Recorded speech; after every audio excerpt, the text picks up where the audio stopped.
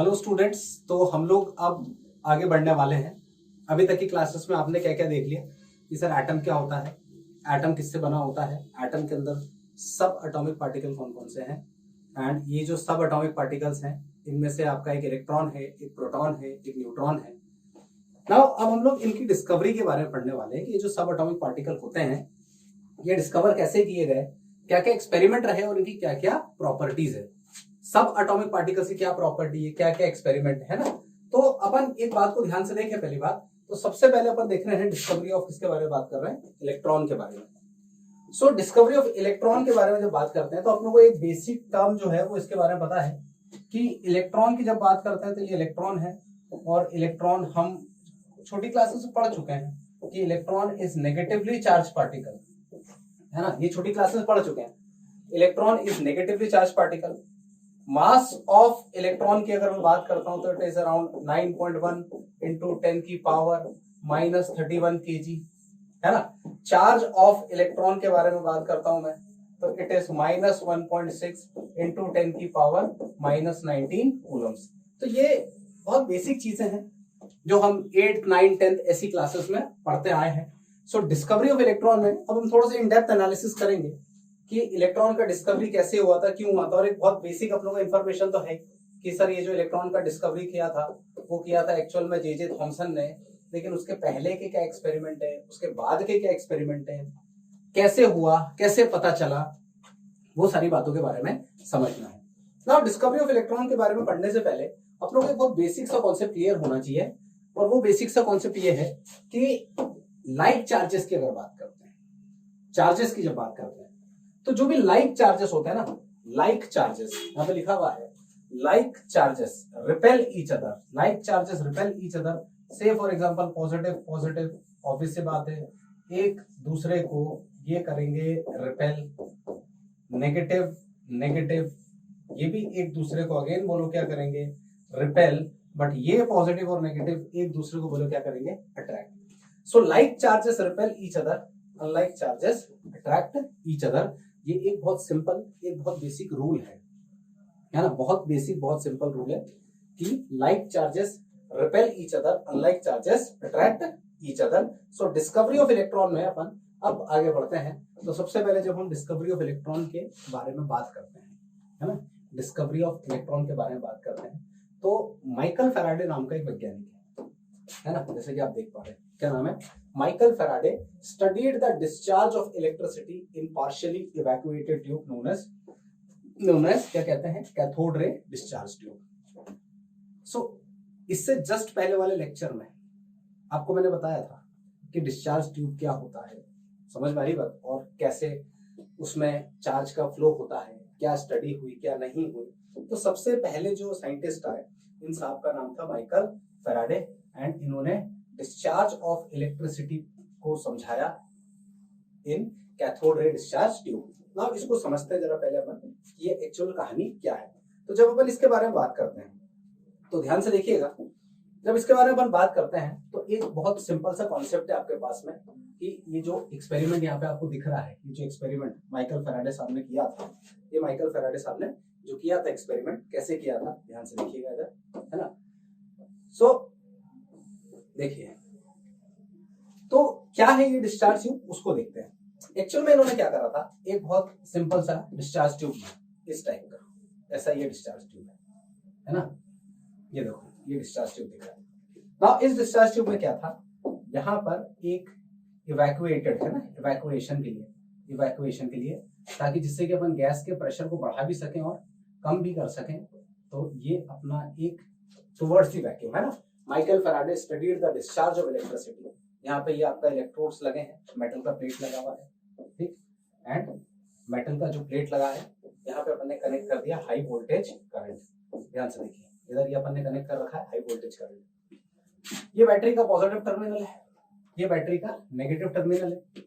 तो इनिशियली क्या करा इन्होंने क्या करा कि ये जो ट्यूब दिख रहा है इसके अंदर के गैस का जो प्रेशर था, है ना, इसके अंदर का जो गैस का प्रेशर था उसको सबसे पहले 10 की पावर 4 ATM रखा, है ना, स्विच ऑन किया, कुछ नहीं हुआ।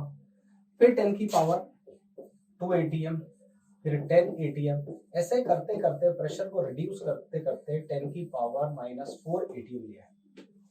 Michael Faraday studied the discharge of electricity in partially evacuated, partially, ये जो डिस्चार्ज ट्यूब दिख रहा है ना, इसके अंदर कंप्लीट वैक्यूम नहीं था, इसके अंदर कंप्लीट वैक्यूम नहीं था, पार्शियल वैक्यूम था, मतलब गैस थी, बट जो भी गैस थी वो बहुत ज्यादा लो प्रेशर पे थी। प्रेशर बढ़ता है तो गैस का अमाउंट बढ़ेगा, प्रेशर कम है तो गैस का अमाउंट कम है, तो इसीलिए बोला पार्शियली इवैक्यूएटेड ट्यूब में, और जिसको हम कहते हैं कैथोड रे डिस्चार्ज ट्यूब। तो बहुत लो प्रेशर पे, वेरी लो प्रेशर पे क्या नजर आया कि कुछ रेज माइनस से निकल के प्लस की तरफ आई, कुछ रेज माइनस से निकल के प्लस की तरफ आई, जिनको नाम दिया कैथोड रेज, पार्शियली इवैक्यूएटेड, है ना, इनको नाम क्या दिया, कैथोड रेज।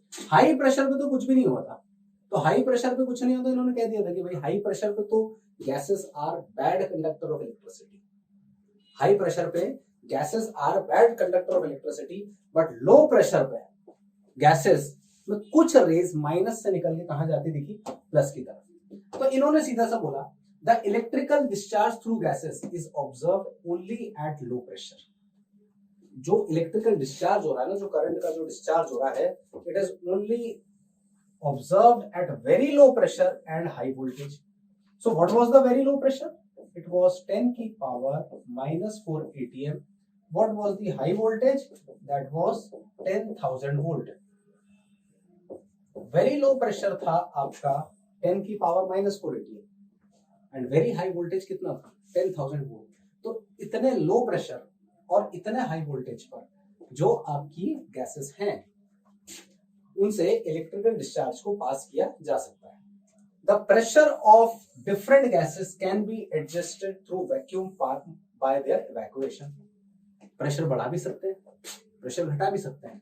कैसे बढ़ा सकते हैं, कैसे घटा सकते हैं? तो ये देखो, ये आपको नजर आ रहा होगा यहाँ पे, इसको अपन कहते हैं, कौन सा पंप है ये बोलो, वैक्यूम पंप। ये देखो इधर आपको वैक्यूम पंप दिख रहा है, तो इस वैक्यूम पंप से आप प्रेशर को बढ़ा भी सकते हो, आप प्रेशर कम भी कर सकते हो, है ना, गैस अंदर भी ला सकते हो, गैस बाहर भी ले जा सकते हो। So pressure of different gases can be adjusted through vacuum pump bye there evacuation. ठीक है, तो आगे बढ़ते हैं। तो इसमें देखिए आप, ये एक एक्सपेरिमेंटल सेटअप, अपन ने डायग्राम भी देख चुका है, बट यहाँ पे एक एक्सपेरिमेंटल सेटअप भी देख लीजिए। ये आपका नेगेटिव टर्मिनल है, so negative terminal is known as cathode, positive terminal of battery is known as anode. ये देखिए हाई वोल्टेज, तो high voltage is around 10,000 volt and vacuum pump, तो वैक्यूम पंप क्या करेगा, टू इंक्रीज और क्या बोलो, डिक्रीज प्रेशर, टू इंक्रीज और डिक्रीज द प्रेशर। तो प्रेशर को आप इंक्रीज भी कर सकते हो, प्रेशर को आप डिक्रीज भी कर सकते हो। क्लियर? सो ये आपका सिंपल सा एक्सपेरिमेंट सेटअप है। तो ये कैथोड रे डिस्चार्ज ट्यूब आप जो देख पा रहे हैं, क्योंकि भी मैंने आपको डायग्राम भी दिखाया था, और ये तो ये सिंपल सा है, ये ग्लास का मटेरियल होता है ना, it is made up of, ये देखो, it is made up of glass containing 2 thin pieces of metal called electrode sealed in it, है ना, ये जो दिख रही है, ये these are known as electrode। तो लो प्रेशर पर क्या नजर आया, लो प्रेशर पर ये नजर आया कि कुछ रेज माइनस से निकलकर किसकी तरफ जा रही हैं, प्लस रेज, एंड इन रेज को क्या नाम दिया गया, कैथोड रेज। इन रेज को क्या नाम दिया, कैथोड रेज, है ना। नाउ आगे बढ़ते हैं, तो आगे की बात करते हैं जब अपन, तो ये देखिएगा सिंपल सा है, when sufficient high voltage of some rays originate from cathode and terminate at anode। तो जब sufficient high voltage अप्लाई करोगे ना, तो कुछ रेस कैथोड से ओरिजिनेट होगी और एनोड पे terminate, these are known as cathode rays और cathode rays particle। तो इनको अपन कहते हैं कैथोड रेस। ऑब्वियस सी बात है, अभी अपन पढ़ चुके हैं। In the absence of electric or magnetic field, they travel in straight line. It is the property of cathode rays। जो cathode rays high voltage apply करने के बाद निकली थी, तो मेरी बात को ध्यान से सुनना। तो सबसे पहला पॉइंट क्या बोला था कि originate from cathode, terminate from anode आया, और दूसरी बात दे ट्रैवल इन कौन सी लाइन है, स्ट्रेट लाइन। समझ में आ रहा है? ये ओरिजिनेट फ्रॉम कैथोड है, टर्मिनेट एट एनोड है ना। ये देखो, ये देखो, नेगेटिव टर्मिनल से ओरिजिनेट, पॉजिटिव टर्मिनल पे एनोड पर टर्मिनेट, है ना। और ये देखो कैसी लाइन में ट्रैवल कर रही है बताएं जरा, स्ट्रेट लाइन में। So these rays travel in कौन सी लाइन, स्ट्रेट लाइन। क्लियर। अगर इलेक्ट्रिक और मैग्नेटिक फील्ड लगाएंगे ना तो डेविएट करता है, वो भी अपन आगे देखेंगे। Now these rays after passing through anode strike the zinc sulfide screen। ये रेस को जब एनोड से पास करते हो तो जिंक सल्फाइड की स्क्रीन को टकराती है। कैसे टकराती है ध्यान से देखना।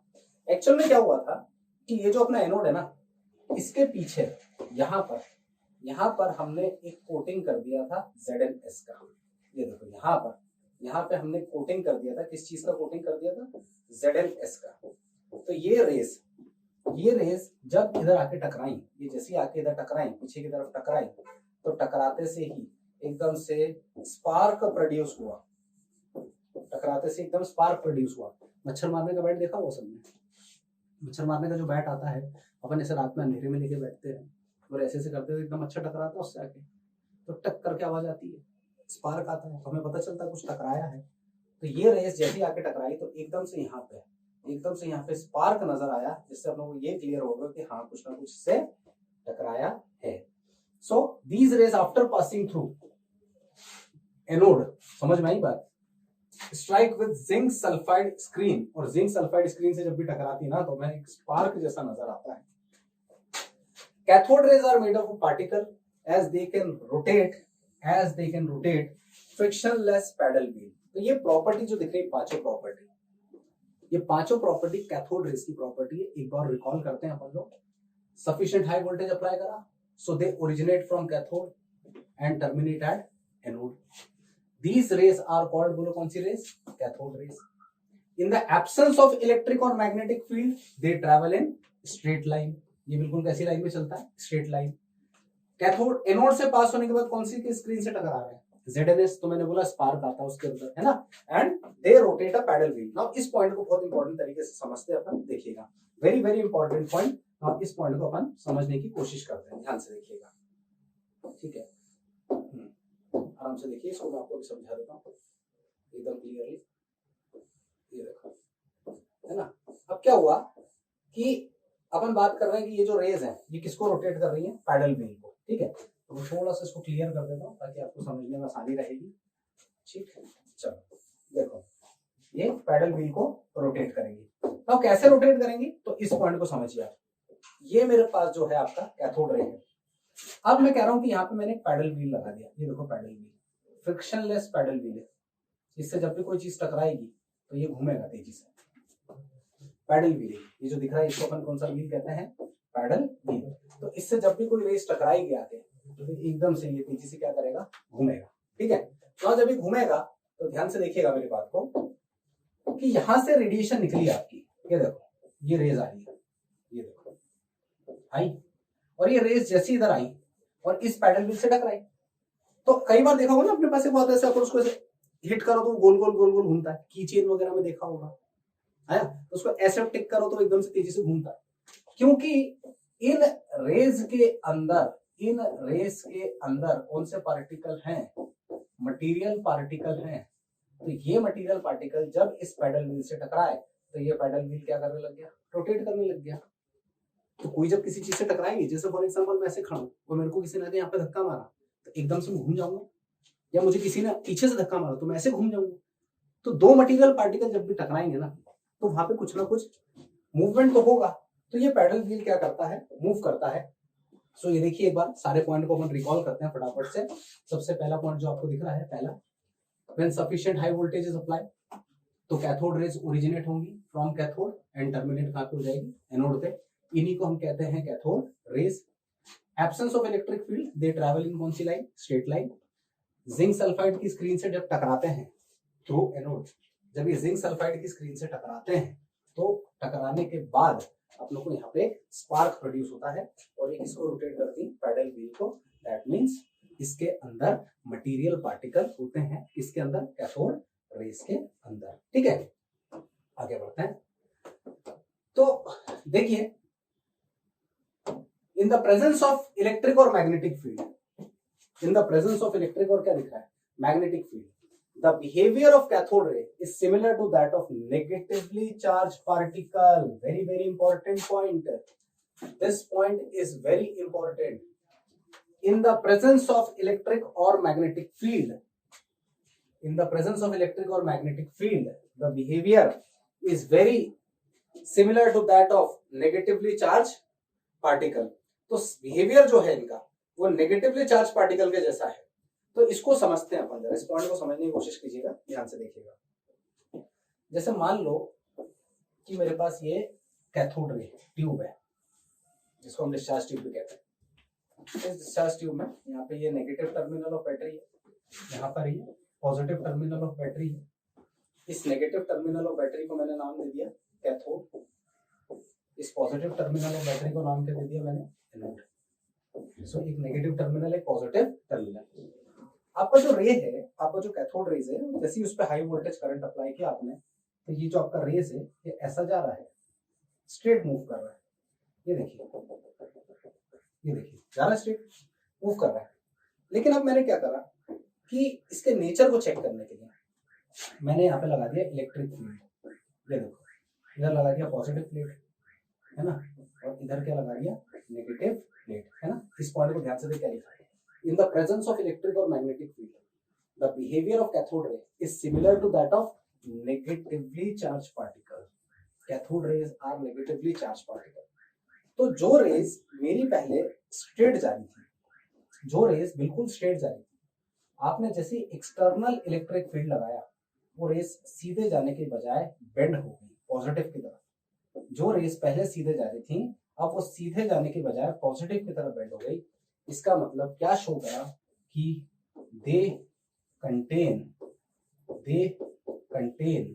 कैसे चार्ज पार्टिकल, बोलो नेगेटिवली चार्ज्ड पार्टिकल।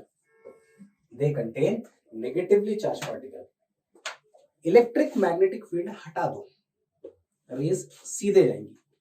इलेक्ट्रिक और मैग्नेटिक फील्ड लगा दो, तो जो तुम्हारी कैथोड रेज है वो पॉजिटिव की तरफ क्या कर जाएगी, डेविएट कर जाएगी।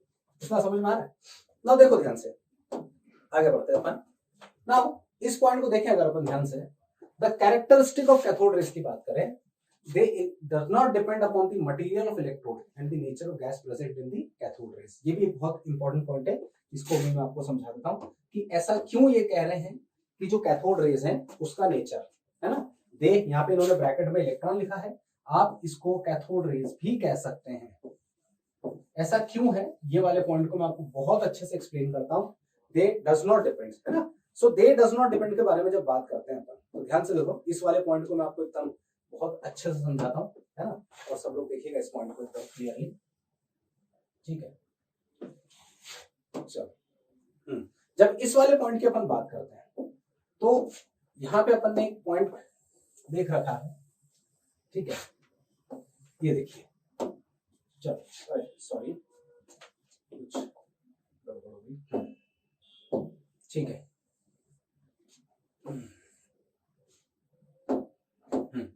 ये देखिए, the characteristic of cathode rays की बात कर रहा था, है ना। तो क्या लिखा है यहाँ पे, they do not depend upon the, क्या लिखा है, material of electrode and the nature of gas present in the cathode रे। इस बात को, इस पॉइंट को बहुत अच्छे से समझना, इस पॉइंट को समझने की कोशिश करते हैं एकदम क्लियरली।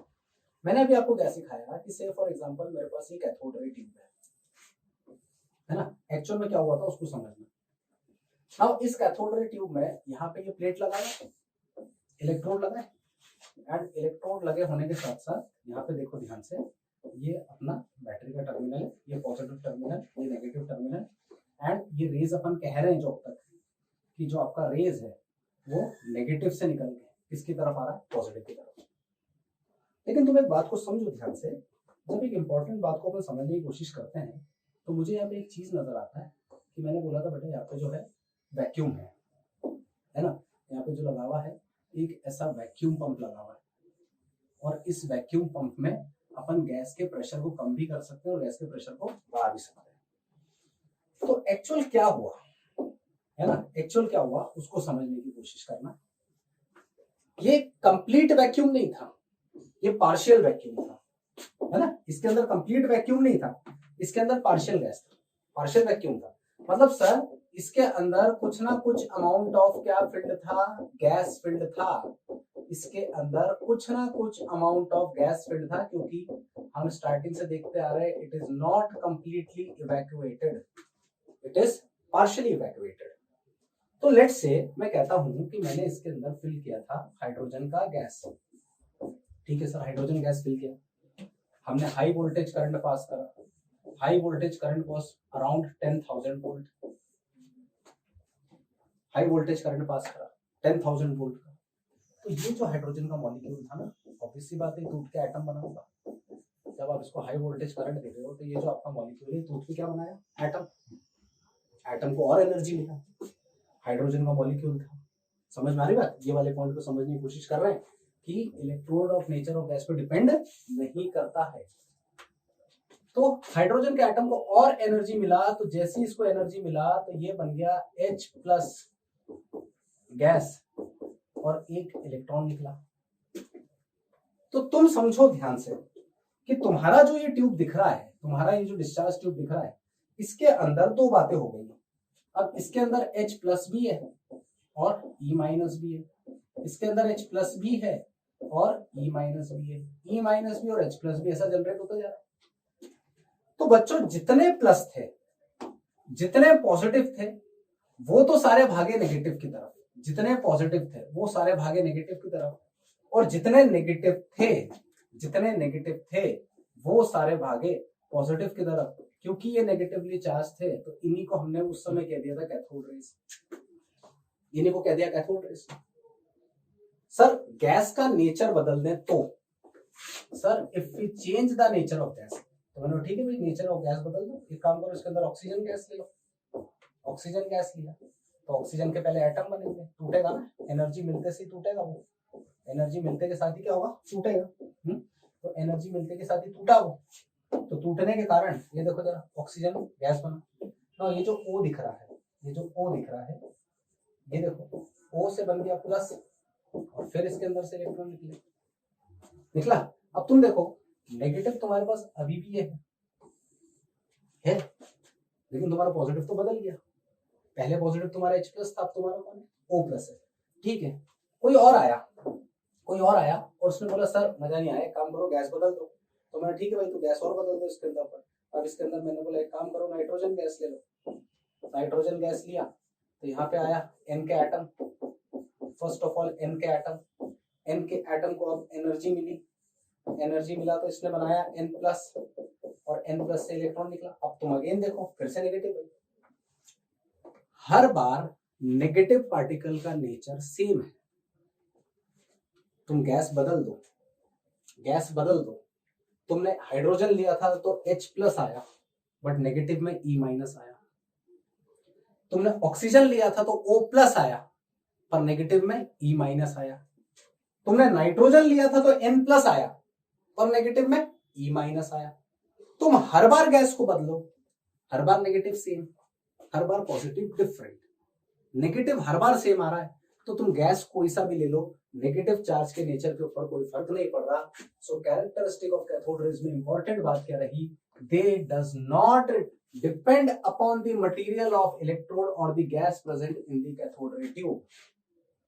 इस कैथोड रे ट्यूब के अंदर तुम गैस कुछ भी ले लो या ये इलेक्ट्रोड कुछ भी ले लो, उससे कैथोड रे के नेचर पे जो कि हमारे इलेक्ट्रॉन्स है, कैथोड रे के नेचर पर जो कि हमारे इलेक्ट्रॉन्स है, उसके ऊपर कोई फर्क नहीं पड़ेगा।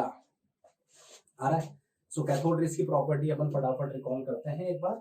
दे travel in straight line, they consist of material particle. पहला क्या बोला है, they travel in straight line, they consist of material particle. इतना समझ में आया? उसके बाद क्या बोला है, they have negatively charged particles, they originate from cathode and terminate at anode. ठीक है, so the basic constituent of all atom is electron. यहां से एक बात निकल के आई कि जितने भी एटम है उनका सबसे बेसिक कंस्टिट्यूएंट कौन है, इलेक्ट्रॉन है। क्योंकि अभी जस्ट पीछे देखा है हमने, इलेक्ट्रॉन का नेचर ऑफ गैस पे डिपेंड नहीं करता है। समझ में आ रहा है? इलेक्ट्रॉन का जो नेचर है वो नेचर ऑफ गैस पे डिपेंड नहीं करता है। तो इसलिए जो बेसिक या जो फंडामेंटल पार्टिकल हमको बोला गया वो बोला गया दे आर इलेक्ट्रॉन्स। ठीक है, समझ में आ रहा है बच्चों अच्छे से? ठीक है, अब अपन आगे बढ़ते हैं। अब आगे बढ़े तो अपन देखते हैं यहाँ पे कि जो कैथोड रेज है they comes out at the right angle of surface of cathode, है ना। समझना इस पॉइंट को, वेरी इंपॉर्टेंट पॉइंट, ध्यान से समझना, है ना। जैसे फॉर एग्जांपल, है ना, या मैं इसको एक सिंपल तरीके से बता देता हूँ। जैसे फॉर एग्जांपल ये मेरा कैथोड है, ये मेरा कैथोड है, और कैथोड से जो कैथोड रेज निकलेगा वो एट एन राइट एंगल निकलेगा। मतलब इनके ओरिजिनेशन और आपके कैथोड के बीच का एंगल जो है वो कितने डिग्री का रहेगा, 90 डिग्री का। And the direction of emission does not depend upon position of anode. Direction of emission, जैसे फॉर एग्जांपल अगर मैं कहता हूं कि यहाँ पे मेरा एनोड है, दिस इज माय एनोड, तो इसका मतलब ये नहीं है, इसका मतलब ये बिल्कुल नहीं कि अब तुम्हारी कैथोड ऐसे निकलेगी, इसका मतलब ये नहीं कि अब तुम्हारी कैथोड ऐसे निकलेगी, एंगल बदल जाएगा। या मान लो तुमने एनोड यहाँ लगा दिया, तो इसका मतलब ये नहीं कि अब तुम्हारा एनोड ऐसे निकलेगा, इससे कोई मतलब नहीं है। जो कैथोड के या कैथोड रेस का जो ओरिजिनेशन है, कैथोड रेस का जो क्या है ओरिजिनेशन है, वो सीधा होगा बिल्कुल कितने डिग्री पे, 90 डिग्री पे। उसके बाद cathode rays are not form in evacuated tube, मतलब कंप्लीट वैक्यूम में क्रिएट नहीं होगा। नो ओरिजिनेशन, अरे समझ में आ रहा है, no origination in complete vacuum discharge tube, in vacuum discharge tube, समझ में आई बात, इन वैक्यूम डिस्चार्ज ट्यूब। तो अगर आपका डिस्चार्ज ट्यूब पूरी तरीके से वैक्यूम है तो उसके अंदर कैथोड रेज जनरेट नहीं होगी। इसलिए मैं स्टार्टिंग से पढ़ते आ रहे हैं कि प्रेशर बहुत ज्यादा क्या होना, लो होना, और वोल्टेज बहुत ज्यादा हाई होना।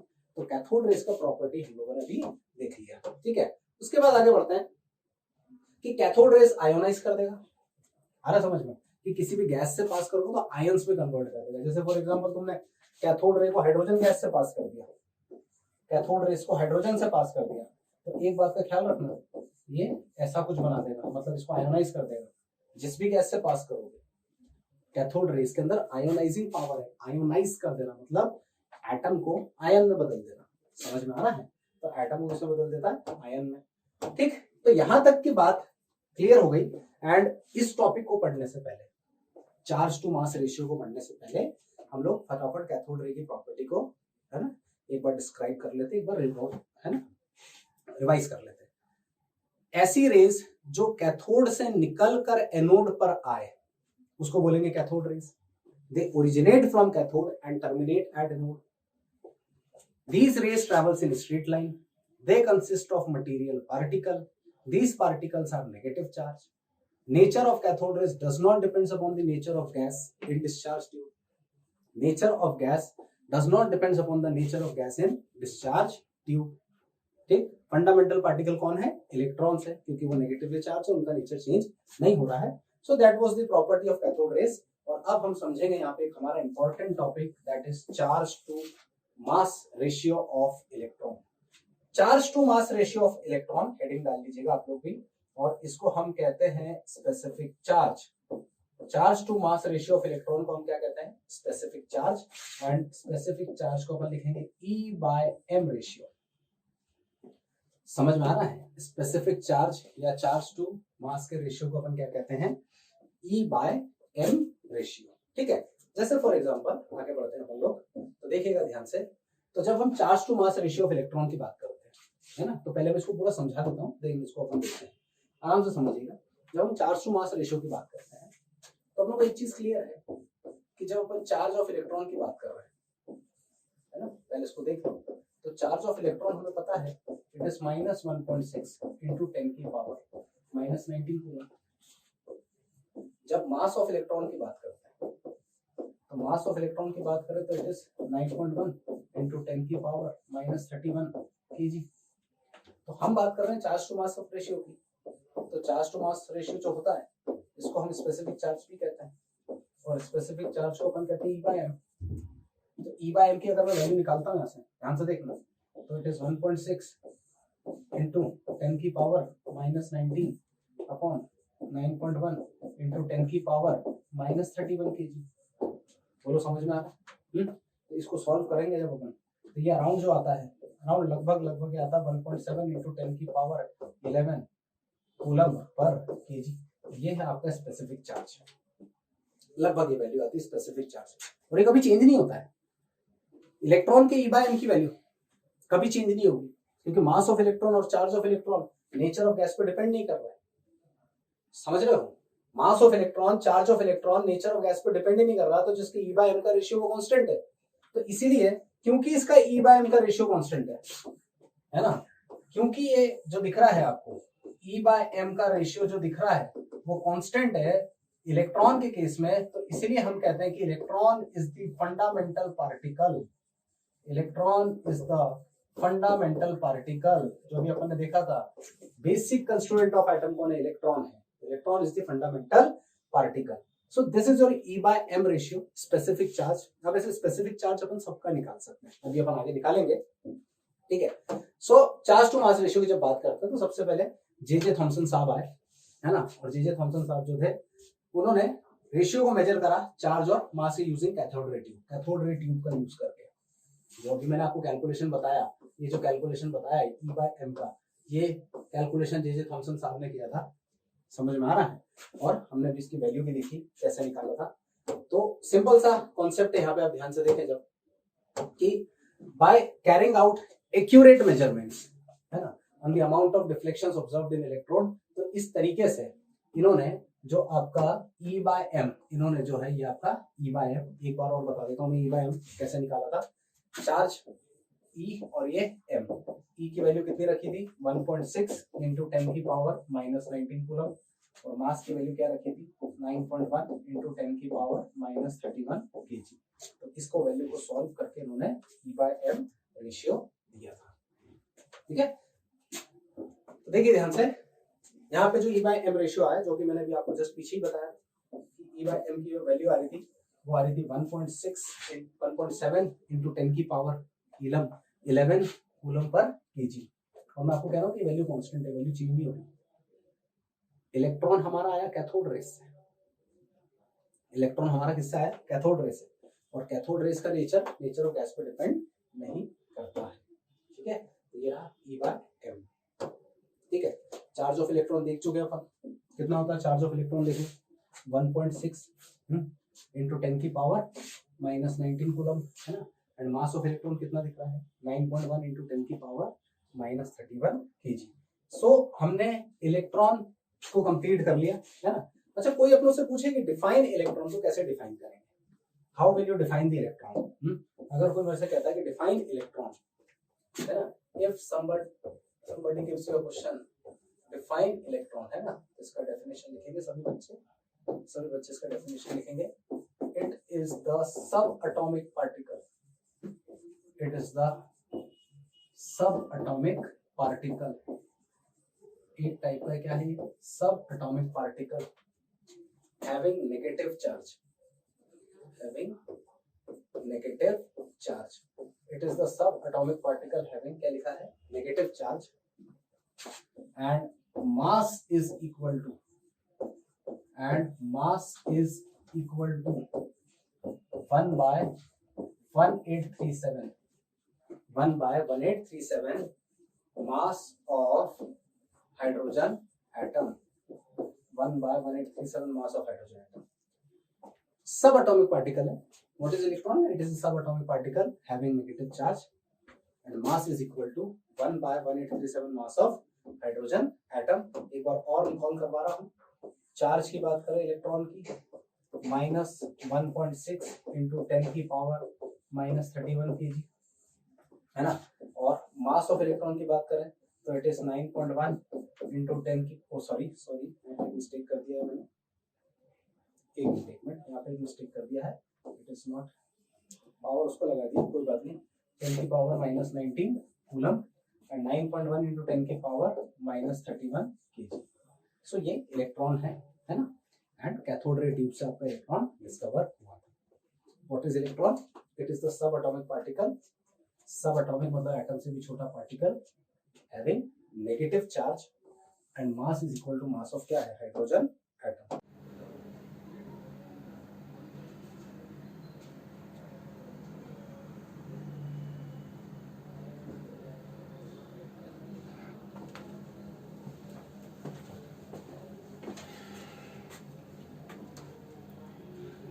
अभी तक हमने इलेक्ट्रॉन का डिस्कवरी देखा, तब अब हम लोग जो डिस्कवरी देखने वाले हैं वो है आपका proton and neutron. So proton and neutron का जो डिस्कवरी के बारे में बात करें अपन, तो प्रोटॉन्स एंड न्यूट्रॉन।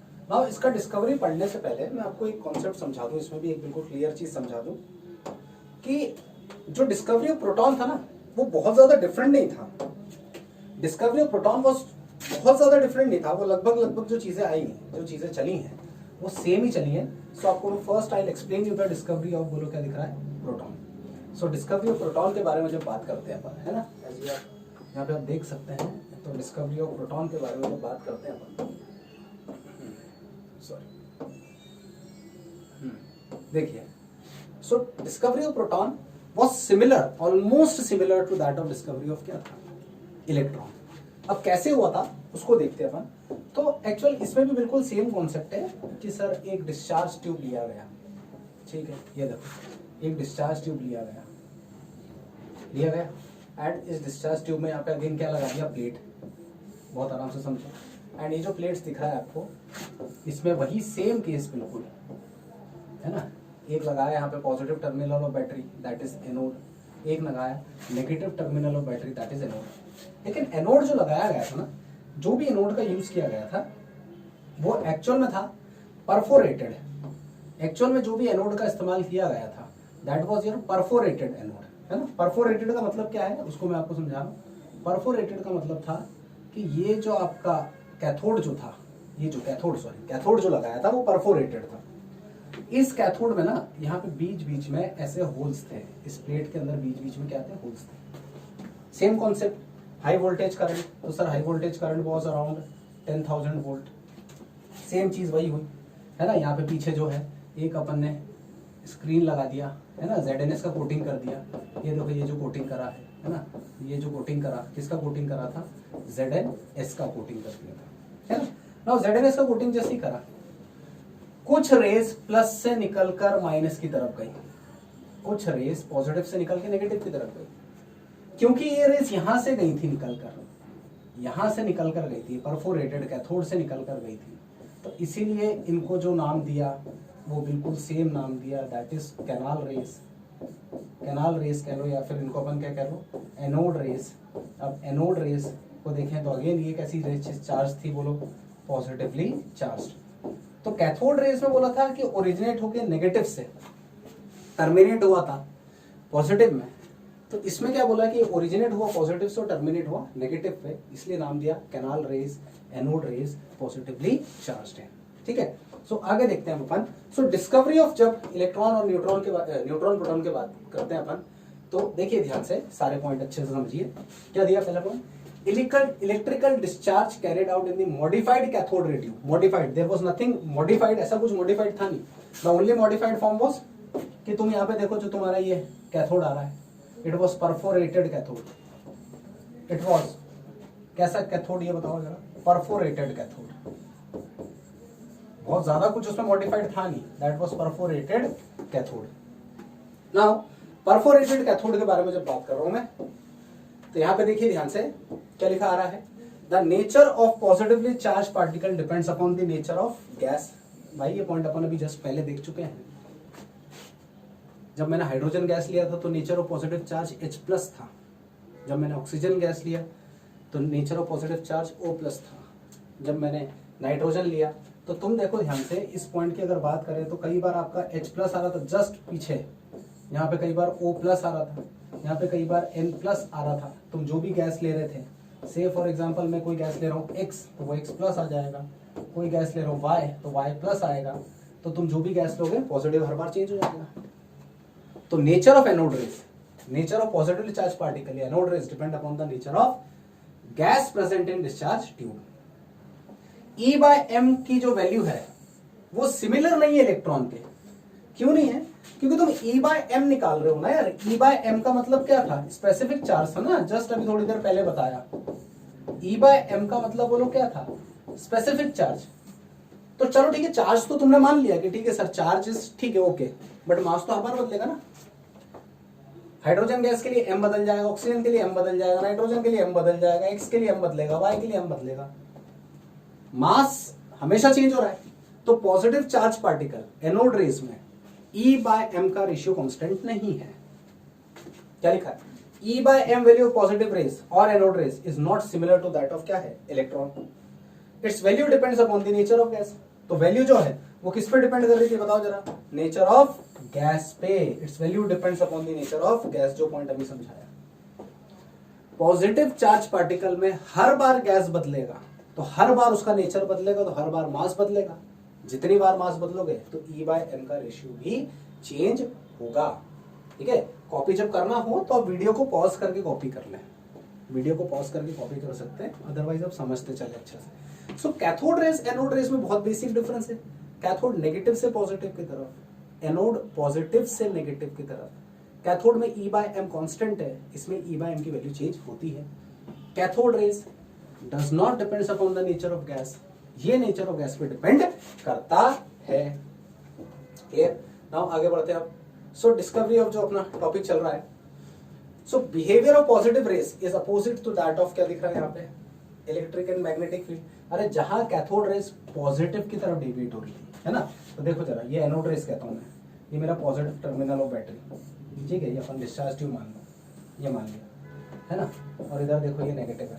तो एनोड रेस तो ऐसी जा रही है ना, और अगर मैं कहता हूँ कि यहाँ पे ये मैंने पॉजिटिव प्लेट लगा दिया और यहाँ पे मैंने ये नेगेटिव प्लेट लगा दिया, तो जो रेस मेरा पहले सीधे जा रहा था वो बेंड हो जाएगा नेगेटिव की तरफ, ऐसे बेंड हो जाएगा. तो अपोजिट नेचर है ना. The behaviour of positive rays is opposite to that of electron. Electrons bend towards positive pole where positive bends towards negative pole. तो ये बहुत बेसिक चीज है. कैथोड रेस नेगेटिवली चार्ज था, कैथोड रेस नेगेटिवली चार्ज था, तो minus वाला plus की तरफ जाएगा.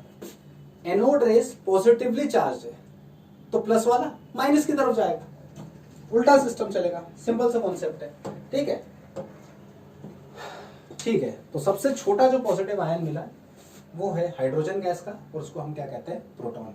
सो प्रोटॉन को रिप्रेजेंट करने का बहुत बेसिक तरीका है. ध्यान से देखिए, आप चाहे तो प्रोटॉन को ऐसे भी लिख सकते हैं H+, या आप चाहे तो प्रोटॉन को ऐसे भी लिख सकते हैं P+.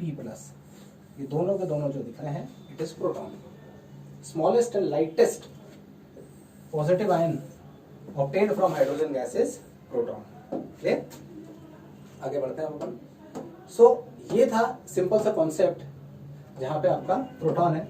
और देखिए जरा, मास ऑफ प्रोटॉन दिया है, कितना दिया है मास ऑफ प्रोटॉन. देखिए what is mass of proton. It is 1.6 × 10⁻⁻24 gram, है ना. और ये देखो E by m की वैल्यू. क्लियर है. Mass of proton. Charge of proton तो अपने को पता ही है, opposite to that of electron. What is charge of proton.